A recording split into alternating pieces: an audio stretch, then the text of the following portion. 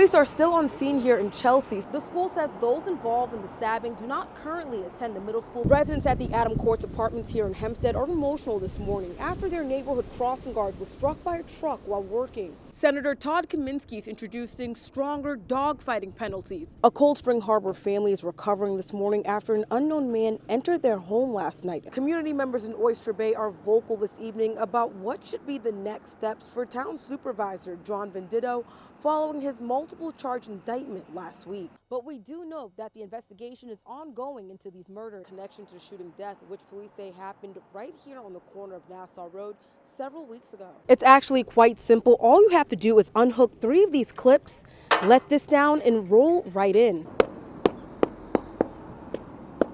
Construction is underway on 2 of the 4 corners in the village of Brightwaters. Mayor Joseph McDermott says the infrastructure makeover at the intersection of North Windsor Ave and Orinoco Drive will benefit the community. I feel it's important to not only do the roads and the bulkhead, but to maintain the aesthetic beauty of the village and try to enhance the downtown so we don't have those empty stores just sitting there. All funded through grants that were applied for in budget money. So far, they have redone the southwest corner and put in all new LED lights to brighten the area and increase safety for residents. What we're trying to do is improve the flow of traffic. So by making it brighter down there where people can see, and eliminating some of the trees down there with the big planter boxes, it's going to improve the flow. They do not plan to just stop at that southwest corner. The whole area will get a makeover with new sidewalks, plants, lamps, and curbs.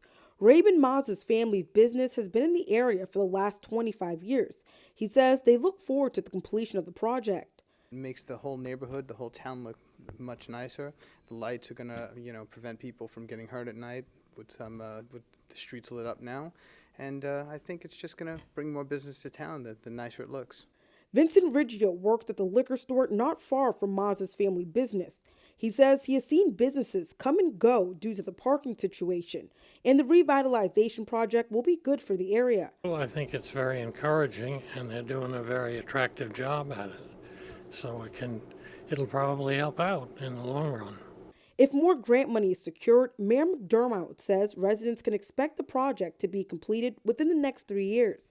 In Brightwaters, Patricia Nicolas, FiOS 1 News. 18-year-old college student Yasmin Suwaid says she was on her way home to New Hyde Park after school in New York City when 3 men harassed her on an Uptown number 6 train Thursday night. I heard them talk, but I had my headphones in. I wasn't really listening. I had a long day, and they came closer, and I heard distinctly them saying Donald Trump.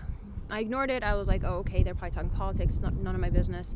And then I heard the word terrorist, and that's when I was like, oh, I'm in trouble. They're obviously talking about me. Yasmin says the 3 men came closer and surrounded her from behind while yelling expletives at her.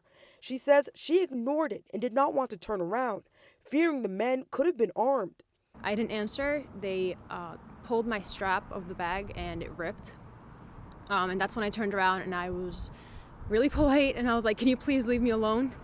And everyone was looking. No one said a thing. Everyone just looked away. And that's when they started laughing. Yasmin says she tried to get away, but her harassers, who she described as 3 young white men in their early 20s, became even more aggressive.